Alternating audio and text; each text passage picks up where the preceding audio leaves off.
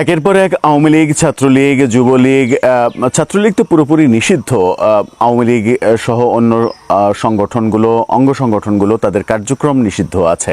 কিন্তু সেগুলো থাকা সত্ত্বেও সারা দেশে আমরা দেখছি একের পর এক তারা ঝটিকা মিছিল করছে, শোডাউন করছে, নানা রকমের ঘটনা ঘটছে। বিশেষ করে গতকালকে দেশের বেশ কিছু জায়গায়, নোয়াখালী এবং চট্টগ্রাম সহ বেশ কিছু জায়গায় যে ঘটনাগুলো ঘটলো, তাতে করে মনে হচ্ছে যে আওয়ামী লীগ অনেক বেশি এগ্রেসিভ হয়ে যাচ্ছে। এবং এগ্রেসিভ হয়ে গেলে যেটা হবে সেটা হচ্ছে দেশ উত্তপ্ত হয়ে যাবে। দেশ উত্তপ্ত হয়ে গেলে সেই পরিস্থিতি নিয়ন্ত্রণ করতে সরকার শক্তি প্রয়োগ করবে। সরকার যদি শক্তি প্রয়োগ করে তখন মানবাধিকারের প্রশ্ন আসবে এবং দেশে বিশৃঙ্খলার সৃষ্টি হবে অনেক বেশি। সেটা কোন দিকে শেষ পর্যন্ত যাবে? আওয়ামী লীগ ফিরে আসার যখন প্রচণ্ড চেষ্টা করছে, তখন সরকার যদি প্রচণ্ড বেগে তাদের নিয়ন্ত্রণ করার কিংবা তাদের গতি থামানোর চেষ্টা করে, তাহলে পরিস্থিতি নিয়ন্ত্রণের মধ্যে থাকবে কিনা সেই প্রশ্নও রয়েছে। কি ঘটলো গতকালকে নোয়াখালীতে এবং চট্টগ্রামে, কি বলছে গণমাধ্যম? কেন ছাত্রলীগের, আওয়ামী লীগের মিছিলকে না থামিয়ে পুলিশ সেখান থেকে সরে গেল? অনেকেই আওয়ামী লীগের যারা অ্যাক্টিভিস্ট তারা বলছেন যে ছাত্রলীগের, আওয়ামী লীগের মিছিল দেখে পুলিশ ভয়ে পালিয়ে গেছে। এই ঘটনাগুলো কেন হচ্ছে? তাহলে কি আওয়ামী লীগ কোনো বড় ধরনের পরিকল্পনা বাস্তবায়নের পথে রয়েছে? চলুন একটু বুঝে দেখার চেষ্টা করি নোয়াখালী এবং চট্টগ্রামের ঘটনা দুটো নিয়ে। থাকবেন দর্শক। কয়েকদিনের ব্যবধানে আমরা দেখেছি ব্রাহ্মণবাড়িয়ায় বেশ বড় শোডাউন, এরপরে চট্টগ্রামে একাধিক শোডাউন, চট্টগ্রামে ইঞ্জিনিয়ার মোশাররফকে কেন্দ্র করে জানাজা, তার আগে পরে বিভিন্ন ধরনের শোডাউন, গতকালকে আবারও যুবলীগের শোডাউন। এই ঘটনাগুলো যখন ঘটছে, মাঝে তোফায়েল আহমেদের জানাজা কেন্দ্রিক একটা অবস্থা, সিচুয়েশন তৈরি হওয়ার চেষ্টা, এবং গতকালকে চট্টগ্রামে যুবলীগের সাথে নোয়াখালীতে আওয়ামী লীগের, ছাত্রলীগের মিছিল বেশ চাঞ্চল্যের সৃষ্টি করেছে। এবং পুলিশের পক্ষ থেকেই বিভিন্ন অসমর্থিত সূত্র বলছে যে হাজার হাজার কর্মীরা যখন মিছিল করে এবং তাদের মিছিলে যখন জনসংখ্যা বাড়তে থাকে, তখন পুলিশ সেখান থেকে সরে যেতে বাধ্য হয়। নোয়াখালীর ঘটনা নিয়ে বাংলা ট্রিবিউনের এই শিরোনামটা দেখে নিতে পারেন। তারা মিছিলের ছবি দিয়ে বলছে, শুধুমাত্র বাংলা ট্রিবিউন না, বাংলাদেশের যত গণমাধ্যম আছে সব গণমাধ্যমে গুরুত্ব সহকারে এই খবরটা প্রকাশ করা হয়েছে। বাংলা ট্রিবিউন বলছে নোয়াখালীতে নিষিদ্ধ ছাত্রলীগের মিছিল। এই ঘটনা যখন বলছে তারা, তখন আমরা দেখছি যে ইত্তেফাক যেটা বলছে, ইত্তেফাকের শিরোনামটা দেখে নিন। ইত্তেফাকে বলছে, হাজারো নেতাকর্মী নিয়ে ছাত্রলীগের মিছিল, সরে গেল পুলিশ। অর্থাৎ পুলিশ সরে গেছে সেখান থেকে, পুলিশ তাদেরকে প্রতিহত করেনি কিংবা পুলিশ তাদের উপরে কোনো অ্যাকশন নিতে পারেনি। এই ঘটনা যখন আমরা নোয়াখালীতে দেখছি, তখন চট্টগ্রামে আবার দেখছি, চট্টগ্রামে কালের কণ্ঠের এই শিরোনামটা দেখে নিন। সেখানে বলা হচ্ছে যে এবার কাফনের কাপড় বেঁধে চট্টগ্রামে নিষিদ্ধ যুবলীগের মিছিল। নিষিদ্ধ যুবলীগ বলা হচ্ছে, যুবলীগ কিন্তু নিষিদ্ধ না, যুবলীগের কার্যক্রম নিষিদ্ধ, একমাত্র নিষিদ্ধ হচ্ছে ছাত্রলীগ। যাই হোক, তারা তাদের মতো করে শিরোনাম করেছে। এখন নোয়াখালীর যে ঘটনাটা, সেই ঘটনা চাঞ্চল্যের সৃষ্টি করেছে বটে। যুবলীগের যে কর্মকাণ্ড, কাফনের কাপড় নিয়ে চট্টগ্রামের শোডাউন, সেটাও ব্যাপক চাঞ্চল্যের সৃষ্টি করেছে। কিন্তু নোয়াখালীরটা অনেক বেশি চাঞ্চল্যের সৃষ্টি করেছে, কারণ সেখান থেকে পুলিশ সরে গেছে, যেটাকে আওয়ামী লীগের অ্যাক্টিভিস্টরা বলছেন যে পালিয়ে গেছে। কি হয়েছে সেখানে?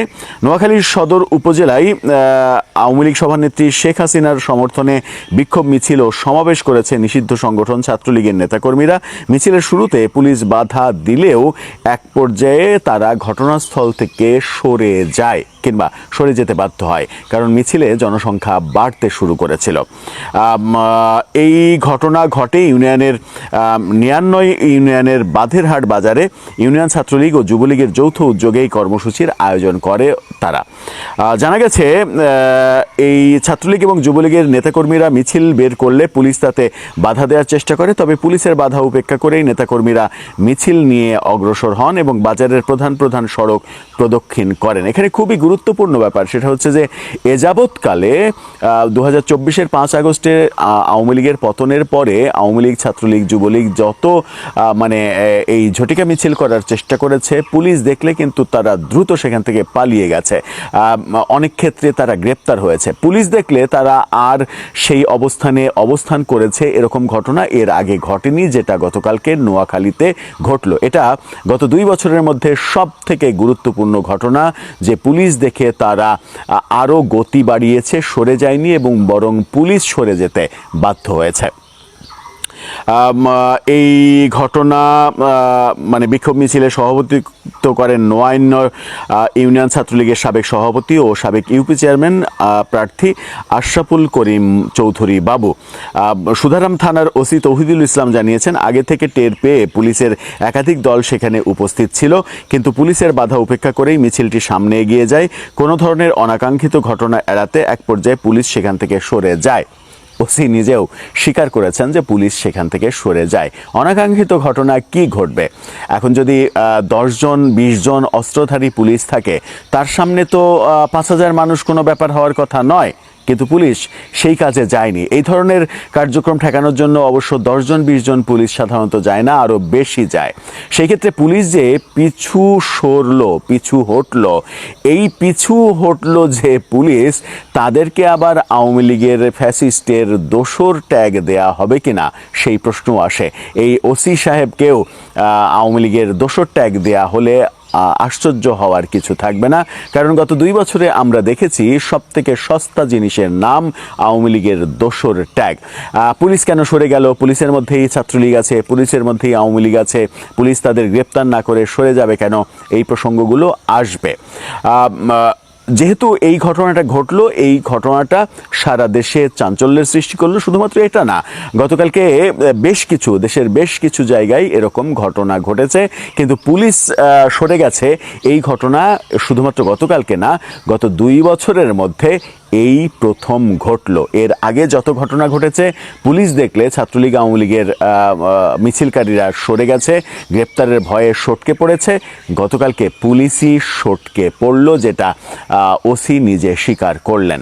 এই দৃশ্য খুব একটা স্বাভাবিকভাবে নেয়ার কিন্তু কোনো কারণ নেই, কারণ আওয়ামী লীগ যদি মানে এই 1-2 হাজার নেতাকর্মীর ব্যাপারেই যদি এরকম অবস্থা হয়, তাহলে আওয়ামী লীগ ক্রমেই তাদের মনে হচ্ছে তারা এগ্রেসিভ হয়ে উঠছে। তারা যদি সত্যি এগ্রেসিভ হয়ে ওঠে, সেটা কন্ট্রোল করা পুলিশের পক্ষে অনেক বেশি কঠিন হবে। পুলিশ দিয়ে হবে না আদতে। পুলিশ দিয়ে এত বড় একটা দল যদি চায় যে মাঠে তারা একটা সিচুয়েশন ক্রিয়েট করবে, তাহলে কিন্তু তাদেরকে কন্ট্রোল করা একেবারেই কঠিন কাজ হয়ে যাবে। সেই ব্যাপারটা মাথায় রেখেই হয়তো সরকার ভূমিকা পালন করবে তাদের। তবে একদিকে আওয়ামী লীগের এগ্রেসিভ হওয়া, অন্যদিকে সরকারের এগ্রেসিভ হওয়া, মানে সরকারের প্রতিহত করতে চাওয়া, এই দুই মানে শক্তি প্রয়োগের চেষ্টা যদি একত্রিত হয়, তাহলে সেখানে সংঘর্ষ অবধারিত। সেদিকেই কি যাচ্ছে সিচুয়েশন?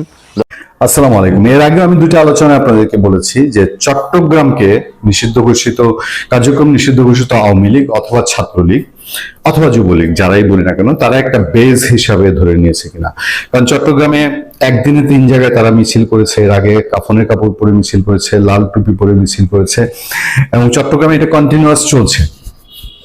পুলিশ ধরপাকড় করছে, অ্যারেস্ট করছে, জেলে নিচ্ছে, জেলে গিয়ে স্লোগান দিচ্ছে। আবার চট্টগ্রামে এক পকেট থেকে আরেক পকেটে একটার পর একটা আওয়ামী লীগের মিছিল দেখা যাচ্ছে। সারা দেশে তো দেখা যাচ্ছে। এবং আওয়ামী লীগ ফিরে এসেছে, ফিরে আসছে, এটা সবচেয়ে বেশি আলোচনা করছে আওয়ামী লীগ বিরোধী যে শিবির বাংলাদেশে। আমি বিএনপিকে বাদ দিয়ে বলছি, বিএনপিকে এখন আওয়ামী লীগ বিরোধী শিবির বলবেন কিনা আমার একটু সন্দেহ আছে। তারা চায়, তারা আওয়ামী লীগের প্রচন্ড প্রতিপক্ষ, কিন্তু এখন যে অংশটা দেশের ভিতরে আওয়ামী লীগ ভীতিতে থরথর করে কাঁপছে, সেটার মধ্যে বিএনপি পড়ে না। বিএনপি আর আওয়ামী লীগ আসলেও কি না আসলেও কি ওই তারাই তোমারামারি কাটাকাটি করবে, তারাই ক্ষমতার এই 5 বছর, আমরা তো 5 বছর, তোমরা এইভাবে কাটাবে। ফলে বিএনপিও এবং এই ভবিষ্যতে যে শিক্ষা বাংলাদেশের রাজনীতি হয়েছে, যে জোর করে কোনো রাজনৈতিক দল বন্ধ রাখা যায় না, সেই জায়গায় বিএনপি আর এটা নিয়ে খুব বেশি জলঘোলা করবে না। এখন কেবলমাত্র এটুকুই হয়তো বলা যেতে পারে যে হয় জামাত ইসলামী, আর নইলে এনসিপি, আর নইলে এই তথাকথিত জুলাই যোদ্ধা, যে এদের চাপে বিএনপি আওয়ামী লীগ নিয়ে বিশেষ কোনো স্টেপ নিতে পারছে না। আওয়ামী লীগের লোকজন অপেক্ষায় আছে শুধু তাদের আরেকটু অনুকূল পরিবেশের জন্য, যে দীর্ঘ মেয়াদে তো বাংলাদেশের সেনাবাহিনী ফিল্ডে থাকবে না, সেনাবাহিনীর সঙ্গে তারা কোনো ক্ল্যাশে যেতে চায় না। ফলে এই দল হয়তো প্রকাশ্যে আসার যে ট্রায়াল গুলো দিচ্ছে সেগুলোর মধ্যে চট্টগ্রাম একটা উল্লেখযোগ্য জায়গা। চট্টগ্রামে বেশ কিছু ঘটনা ঘটেছে আজকে, সেই ঘটনাগুলো আমি আপনাদেরকে একটু মনোযোগ দিয়ে শোনার অনুরোধ করছি। চট্টগ্রামের শতাধিক নেতাকর্মী নিয়ে বিশ্রামাগারে নিষিদ্ধ ছাত্রলীগের সভা। চট্টগ্রামের ফটিকছড়ি উপজেলায় শতাধিক নেতাকর্মীর উপস্থিতিতে মত বিনিময় সভা করেছে নিষিদ্ধ ঘোষিত সংগঠন ছাত্রলীগ। মানে যেখানে ঝটিকা মিছিল করাই মুশকিল বাংলাদেশে, সেইখানে অলরেডি তারা মত বিনিময় সভা করেছে এবং বিশাল হলরুম ভর্তি লোকজন দেখা যাচ্ছে। সামাজিক যোগাযোগ মাধ্যমে এ সভার অনেক ছবি ছড়িয়ে পড়েছে। খোঁজ নিয়ে জানা গেছে গতকাল বৃহস্পতিবার সন্ধ্যায় উপজেলার রোসাংগিরি এলাকায় একটি ধর্মীয় প্রতিষ্ঠানের বিশ্রামাগারে এই সভা হয়। সংগঠনের ফটিকছড়ি উপজেলা শাখার সভাপতি ফটিকছড়ি উপজেলা শাখা সভাটির আয়োজন করে। সামাজিক যোগাযোগ মাধ্যমে ছড়িয়ে পড়া ছবিতে দেখা যায় নিষিদ্ধ ছাত্রলীগের স্থানীয় কয়েকজন নেতা বক্তব্য দিচ্ছেন। তাদের পেছনে একটি ব্যানার টাঙানো, এতে লেখা রয়েছে উপজেলা ছাত্রলীগের তৃণমূল ও কারা নির্যাতিত নেতাদের নিয়ে আলোচনা ও মত বিনিময় সভা। মানে প্রকাশ্যেই তারা কোনো রাগঢাক না রেখে যে ছদ্মনামে অনুষ্ঠান করেছে তা না, ছাত্রলীগের নামেই তারা অনুষ্ঠান করেছে। সবাই শ্রোতাদের সারিতে সংগঠনের শতাধিক নেতাকর্মী বসেছিলেন।